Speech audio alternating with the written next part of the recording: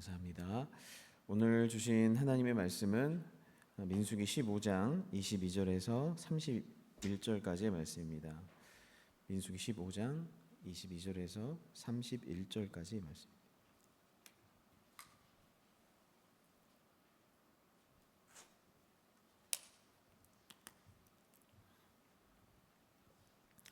네, 저 한 절 여러분 한 절 교독하시겠습니다. 너희가 그릇 범죄하여 여호와가 모세에게 말씀하신 이 모든 명령을 지키지 못하되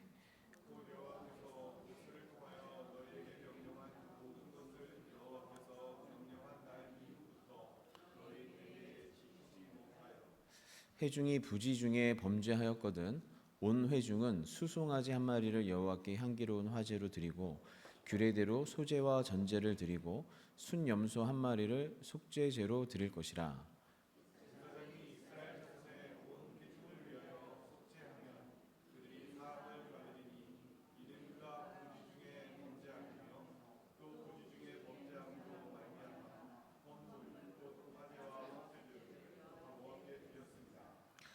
이스라엘 자손의 온 회중과 그들 중에 거류하는 타국인도 사함을 받을 것은 온 백성이 부지 중에 범죄하였음이니라.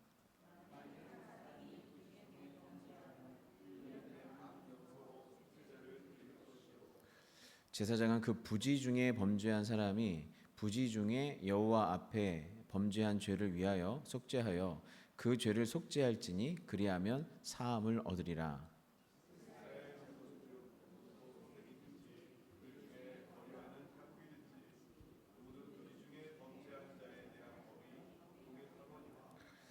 본토인이든지 타국인이든지 고의로 무엇을 범하면 누구나 여호와를 비방하는 자니 그의 백성 중에서 끊어질 것이라.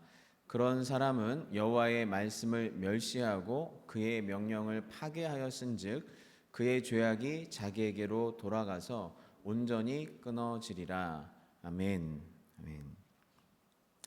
아멘.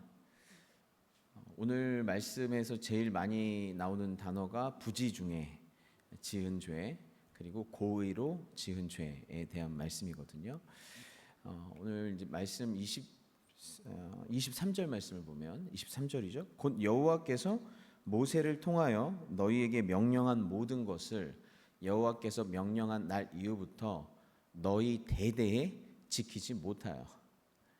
네, 이 말씀이 이게 참 진리예요.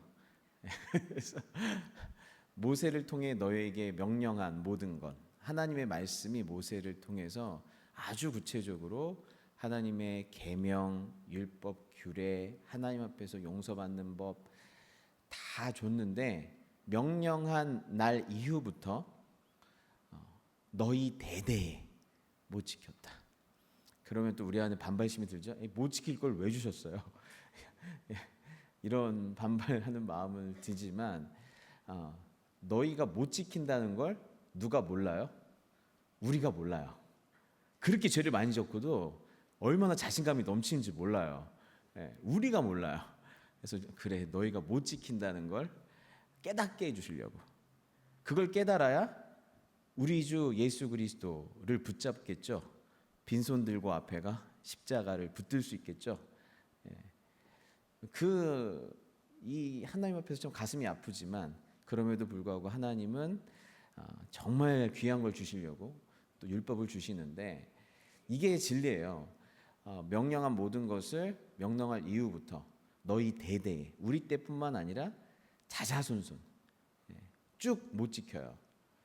왜 그러냐면 우리는 어떤 식으로 하나님의 명령을 못 지키냐면 오늘 말씀 있는 대로 실수로 못 지킬 수도 있어요.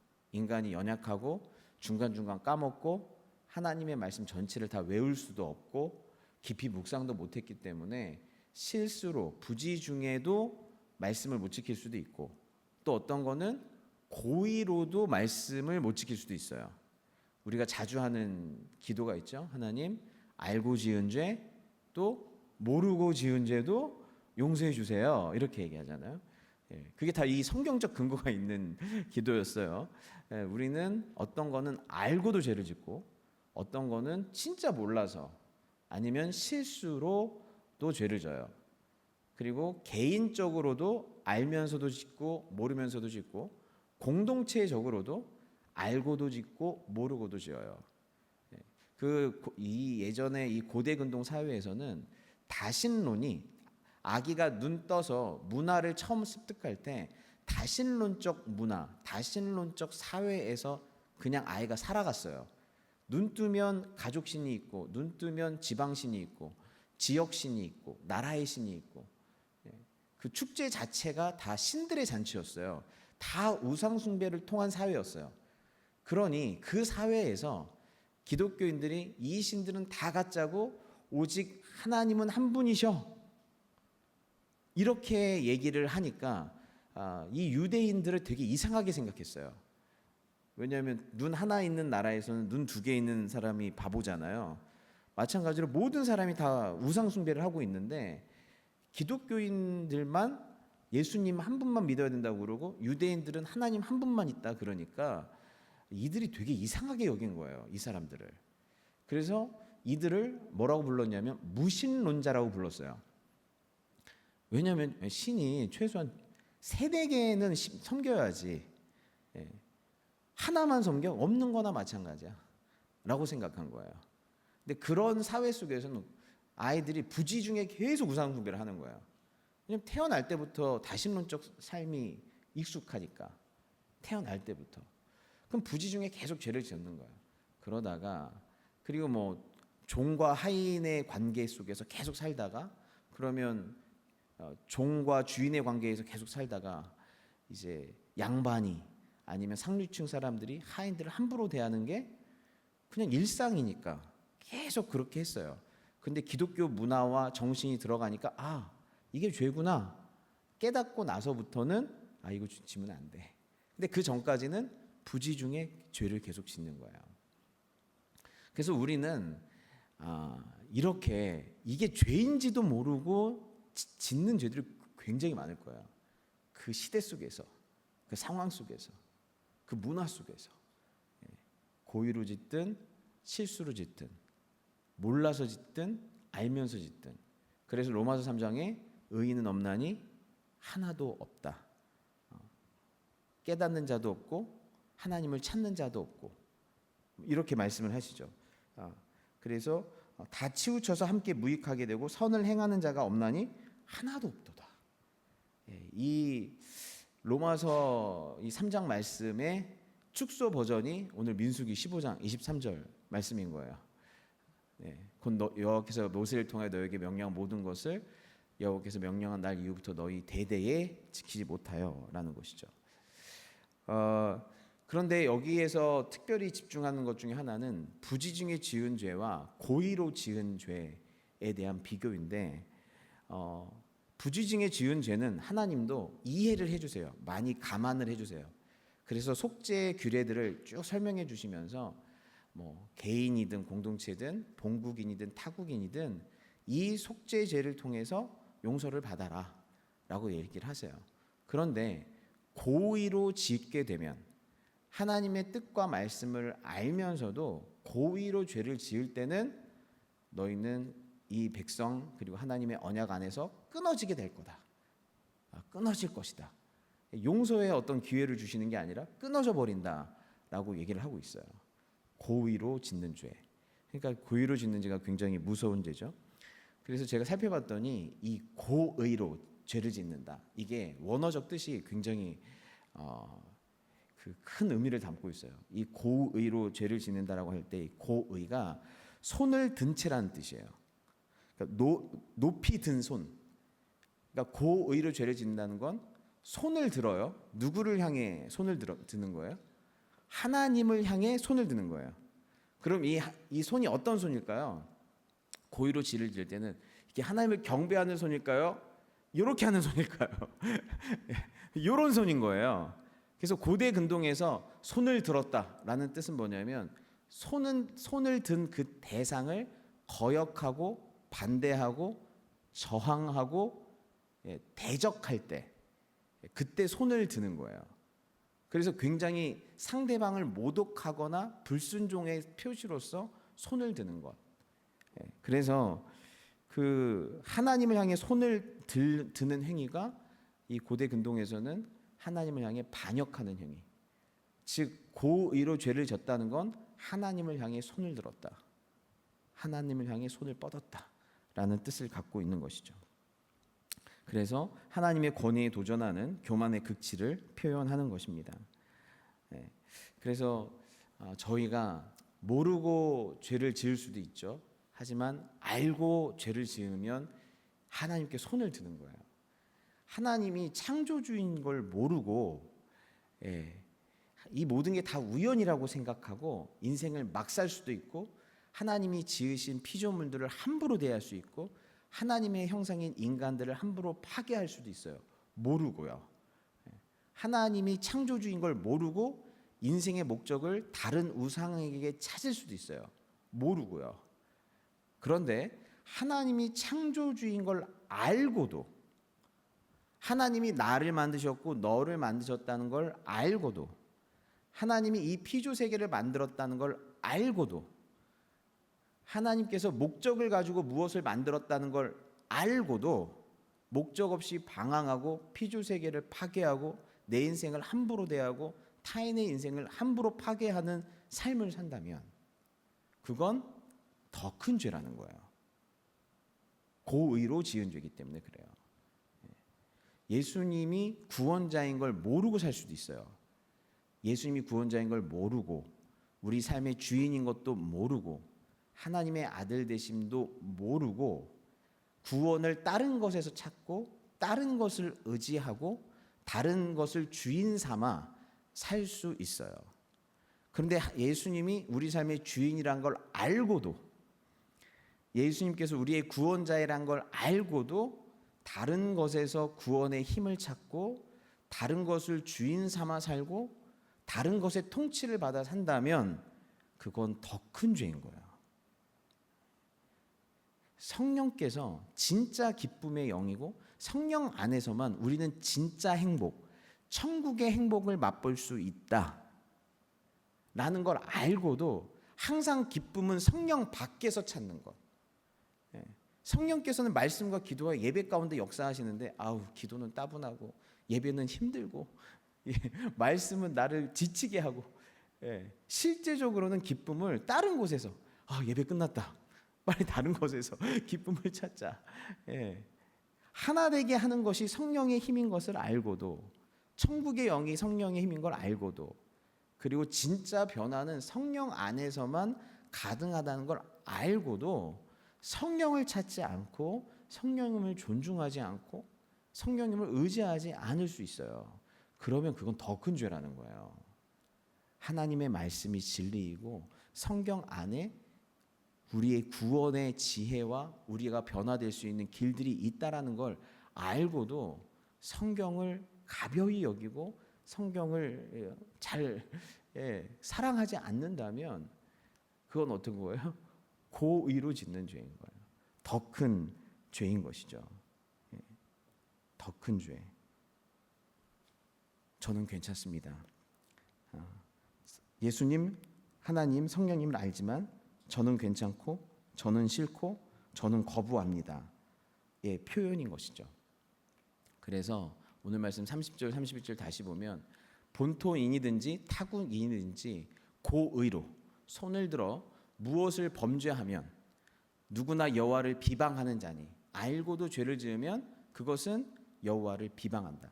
하나님의 말씀을 알고도 뜻을 알고도 여호와를 비방하면 이게 회방한다는 뜻이거든요. 그러니까 신성 모독의 죄를 짓는 거예요. 구약에서는 부모님을 존중하지 않고 부모님이 살아계심에도 불구하고 그의 말을 존중히 여기지 않고 함부로 대하면 그것도 돌에 맞아 죽어야 될 죄였어요. 근데 하물며 하나님에 대한 모독과 존중하지 않음과 회방하는 그 일은 당연히 죽을 죄인 거예요. 끊어질 죄인 거예요. 회방하는 자니 그의 백성 중에 끊어질 것이라. 그런 사람은 여호와의 말씀을 멸시하고 그의 명령을 파괴하였은즉 그의 죄악이 자기에게로 돌아가서 온전히 끊어지리라. 제가 여러분들 이 고의로 지은 죄를 잘 이해를 못할 것 같아서 금방 까먹을 것 같아서 왜냐면 말들이 다 어렵잖아요 지금. 그래서 이 말씀 그래서 여러분 잘 기억할 수 있게 제가 묵상 어떻게 하면 이거 잘 기억하게 해드릴까 묵상하니까 여기 기가 막힌 묵상이 있어요. 손을 든다고 그랬죠. 고의로 짓는 죄는. 근데 첫 번째 뭐예요? 비방한다 그랬죠. 손을 든다는 건 여호와를 비방하는 거다. 비방 보통 어떻게 해요? 이런 식으로 하죠. 비방해요. 그리고 여호와를 두 번째 뭐예요? 여호와의 말씀을 멸시해요. 멸시는 보통 어떻게 해요? 이렇게 하죠. 그리고 뭐예요? 그의 명령을 어떻게 마지막에 파괴하죠. 파괴해요. 여러분 쉽게 이해할 수 있겠죠? 가위, 보, 주먹. 주먹, 가위보. 예, 예, 예. 하나님 향해 손을 들고 우리 이런 게임 많이 하잖아요. 우리 다 같이 손 들고 저랑 가위바위보 이런 거 하잖아요. 게임.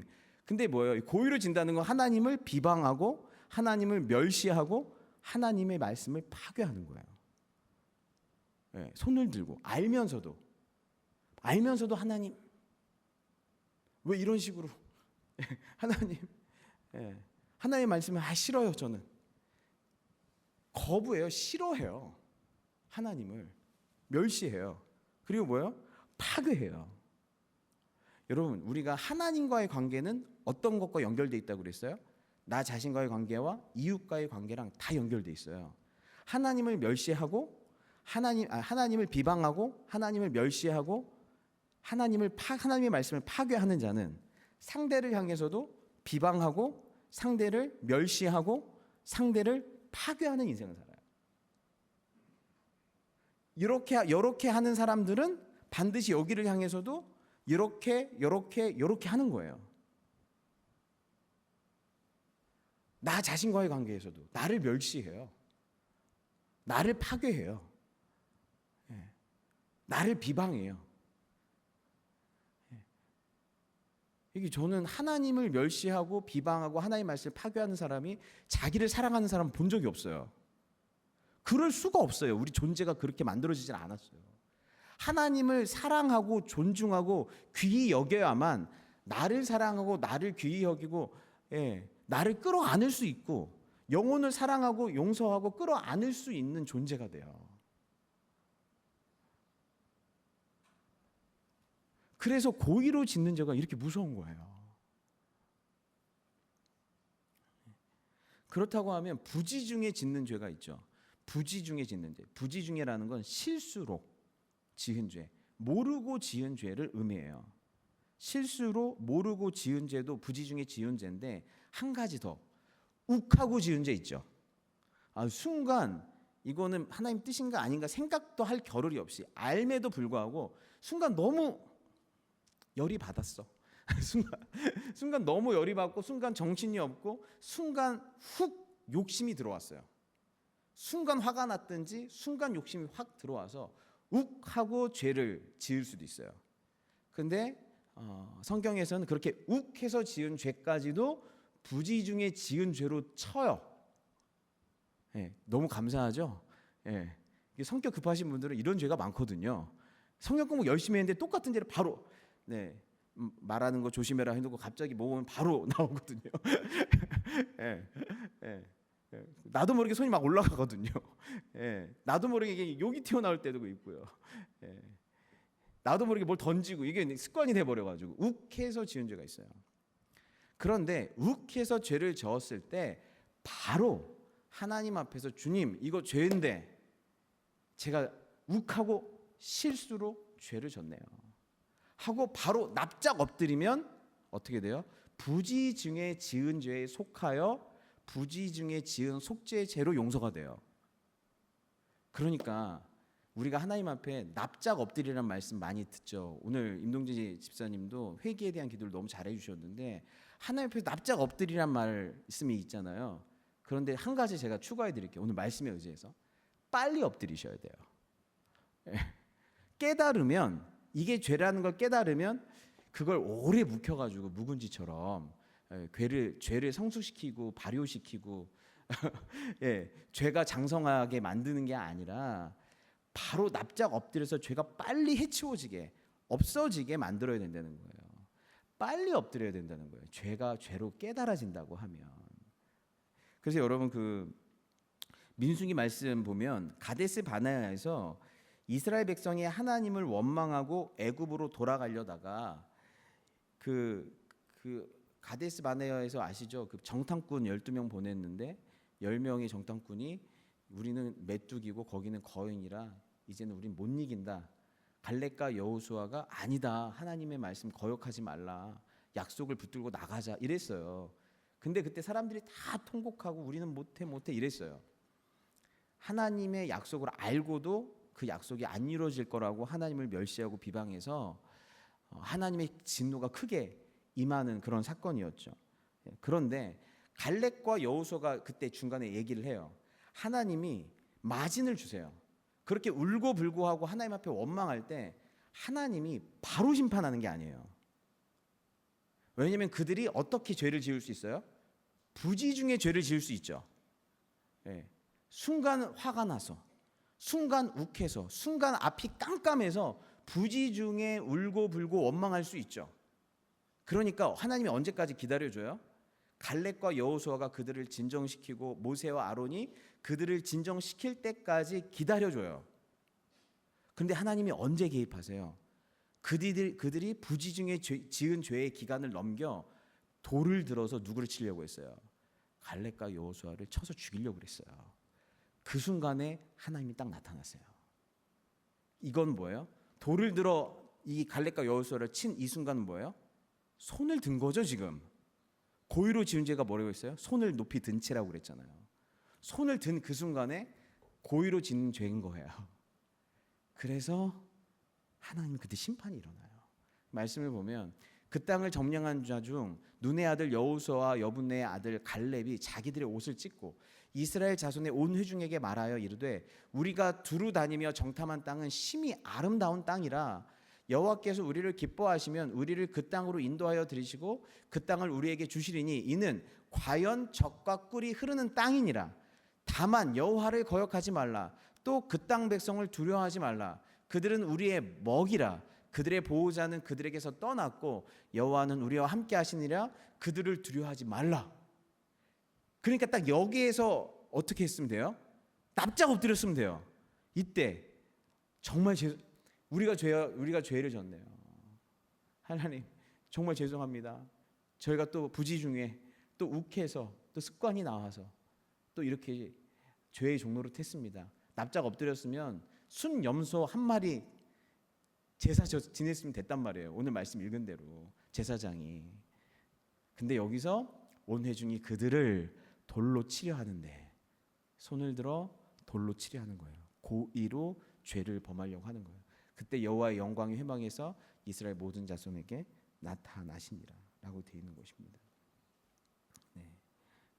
그래서 이렇게 고의로 죄를 짓게 되면 어떤 일이 벌어져야 돼요? 손을 들면 이스라엘 온 회중에서 그리고 하나님의 언약에서 끊어져야 돼요. 하나님과의 관계가 끊어져야 되고 하나님 백성이라고 하는 그 존재론적 그 정체성에서 끊어져야 돼요. 백성 공동체 안에서 끊어지고 하나님과 끊어져야 돼요. 그런데 너무 감사한 거는요, 너무 놀라운 건 이렇게 하나님이 내가 이 백성을 끊어버리겠다. 나를 알고도 내 기적을 보고도 내 말씀을 받고도 계속 고의로 죄를 짓는 이들을 끊어버리겠다 라고 하는 그 순간마다 누가 등장해요? 모세가 등장을 해요. 모세가 등장해서 중보의 기도를 해요. 그래서 끊어진 거를 다시 연결을 시키는 사람이 등장을 하는 거예요. 그러니까 하나님이 결정적으로 너무 분노하셔서 너무 고의로 지으니까 이 백성을 끊어내려고 할 때마다 그 순간순간마다 가장 심하게 끊어지려고 하는 그 순간순간마다 하나님이 모세를 중보기도케 하시고 모세를 통해서 이 둘을 다시 연결시키시는 거예요. 그래서 그 11절부터 쭉 이제 등장하거든요. 모세의 중보기도가 17절 18절만 보면 이제 구하옵노니 이미 말씀하신 대로 주의 큰 권능을 나타내옵소서. 이르시기를 여호와는 노하기를 더디하시고 인자가 많아 죄악과 허물을 사하시나 형벌 받을 자는 결탄코 사하지 아니하시고 아버지의 죄악을 자식에게 갚아 3, 4대까지 이르게 하리라 하셨나이다. 구하옵노니 주의 인자의 광대하심을 따라 이 백성의 죄악을 사하시되 애굽에서부터 지금까지 이 백성을 사하신 것 같이 사하시옵소서. 구하옵노니 주님의 인자하심과 광대하심과 영광을 따라서 이들을 사해 주십시오라고 또 연결시켜요. 그랬더니 여호와께서 이르시되 내가 내 말대로 사하노라라고 말씀해 주세요. 끊어지지 않게 하겠노라 라고 말씀하시는 거예요. 그때마다 모세가 등장을 하는 것입니다. 이 모세는 예수님을 예표하고 있는 것이에요. 그때마다 이 모세가 예수님의 모형으로 등장을 해서 이렇게 하나님 앞에서 고의로 평생 대대로 죄를 지을 수밖에 없는 너희들을 위해 예수께서 오셔서 중보자로 끊어질 너희들을 다시 하나님과 연결시킨다라고 말씀을 하는 것입니다. 네. 그래서 저희가 하나님의 율법을 받기 전에 이스라엘 사람들은 다 모르고 짓는 죄 가운데 있었어요. 그런데 하나님의 말씀을 받고 나서는 그 다음부터 알고 짓는 죄가 대부분이에요. 하나님의 말씀을 알기 때문에 그렇습니다. 더 고의로 짓는 죄들이 많아졌죠. 우리도 마찬가지죠. 우리는 지금 성경 공부도 많이 하고 예배도 잘 열심히 드리고 하다 보니까 하나님에 대해서, 예수님에 대해서, 또 성령님에 대해서 점점 더 많이 알고 말씀도 더 많이 알아요. 그렇기 때문에 믿는 자들이 더 많이 고의로 죄를 짓겠죠. 믿는 자들이 더 많이 아는 자들이 알고도 죄를 짓겠죠. 이 죄를 적게 범할 수 있는 방법이 하나 있어요. 조금만 알면 돼요. 조금만 알면 돼요. 그래서 알고 짓는 죄가 더 크니까 그럴 거면은 웬만하면 몰라야겠다. 웬만하면 예수님 믿고 천국 간다는 교리 하나만 알고 웬만하면 그냥 모르고 살아야지 좀 죄가 적지. 그래서 야고보서 말씀이 그 말씀 있잖아요. 형제들아 너희는 선생된 우리가 더 큰 심판을 받을 줄 알고 선생이 되지 말라. 이 말씀이 있죠. 선생된 우리가 더 큰 심판. 그러니까 여러분보다 저는 더 큰 심판을 받을 수밖에 없는 것이에요. 그래서 주님께서 너 그 죄 알고 줬어 모르고 줬어 라고 저한테 물으시면 저는 여러분처럼 좀 모른 척 할 수가 없어요. 왜냐하면 주님께서 야 너 그거 죄라고 2025년 4월 13일 주일설교 때 너 했잖아. 네 본문이 내 눈앞에 있다. 네가 그렇게 말했잖아. 그렇게 하면은 저는 정말 빼도 박도 못하는 거예요. 그럼 우리 마음에 이런 생각이 들어요. 좀 모르는 게 낫겠다. 그러면은 그냥 좀 모르고 이렇게 살다가 그냥 예수님만 붙들고 그냥 천국만 가면 되겠다라고 생각할 수도 있겠어요. 그런데 여러분 이 말씀을 읽어보시면 그리스도께서 우리를 위하여 저주를 받은 바 되사 율법의 저주에서 우리를 속량하셨으니 기록된 바 나무에 달린 자마다 저주 아래 있는 자라 하였습니다. 이 말씀이 너무 소중한 말씀인데요. 그리스도께서 우리를 위해 저주를 받으셨대요. 율법의 저주래요. 율법의 저주는 뭐예요? 실수로 지은 죄는 반드시 속죄제가 필요하고 고의로 지은 죄는 하나님 앞에서 그리고 하나님 백성의 언약 관계 안에서 끊어지리라. 끊어지는 게 율법의 저주예요. 근데 예수님께서 그 저주를 십자가에서 대신 받으셨대요. 끊어져야 될 저주를 대신 받으셨대요. 그래서 우리를 용서하셨대요. 나무에 달렸다 신성 모독한 자, 거룩하지 않고 하나님 앞에서 저주받은 자가 나무에 달렸다는 거거든요. 하나님 앞에서 끊어진 자란 뜻이에요. 예수님이 우리 대신해서 끊어졌다. 그래서 다시 너희들을 연결시켰다. 이는 그리스도 예수 안에서 아브라함의 복이 이방인에게 미치고, 아브라함의 복이 뭐예요? 하나님의 백성, 하나님의 후손, 하나님의 자녀가 되는 복이죠. 하나님의 백성 공동체 안으로 들어오는 복이죠. 이방인에까지 믿음으로 말미암아 성령의 약속을 받게 해주셨대요. 연결시켜 주셨다는 거예요. 주님이 끊어지셔서 너희를 연결시켰으니, 그리고 이제 예수 그리스도 안에서 십자가가 섰다는 건 너희가 아무리 죄를 지고 넘어져도 너희가 영원토록 끊어지지 못하는 게 아니라 다시 돌아올 수 있다. 너희는 연결될 수 있다. 예수 그리스도 안에서 이 저주를 주님께서 끊어내셨으니 이제는 마음껏 말씀을 공부하고 하나님을 알고 다시 넘어져도 두려워하지 말고 다시 일어나고 또 회개하고 또 주님 앞에 나아가면 주 예수 그리스도 이름을 부르면 또 용서받고 다시 연결되어 주님 앞에 나아갈 수 있다는 거예요. 그러니까 우리 안에 뭐가 생긴 거예요? 저주에 대한 두려움에서 해방, 자유함이 생긴 거예요. 그러니 우리는 뭐예요?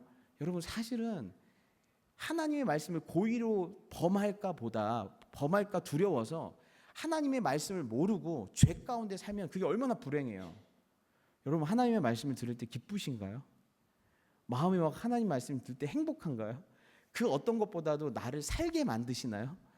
이 행복, 이 기쁨이 혹시라도 고의로 죄를 지을까 봐 이 꿀 같은 하나님의 말씀, 나를 살게 하는 하나님의 말씀, 하나님을 알고 영광스럽게 하는 이 하나님의 말씀을 천시하고 여전히 하나님을 멸시하고 비방하고 파괴하면서 살고 싶지 않잖아요. 그러니 뭐예요? 마음껏 주님을 알아가라. 주님을 사랑해라. 그리고 혹시 고의로 죄를 졌다라고 해도 다시 주 예수 그리스도의 십자가를 바라보고 일어나 걸어가라. 주께서 하나님으로부터 끊어질 수밖에 없는 너희들을 자유케 하셨고 해방시켜 주셨다라고 말씀하시는 거예요.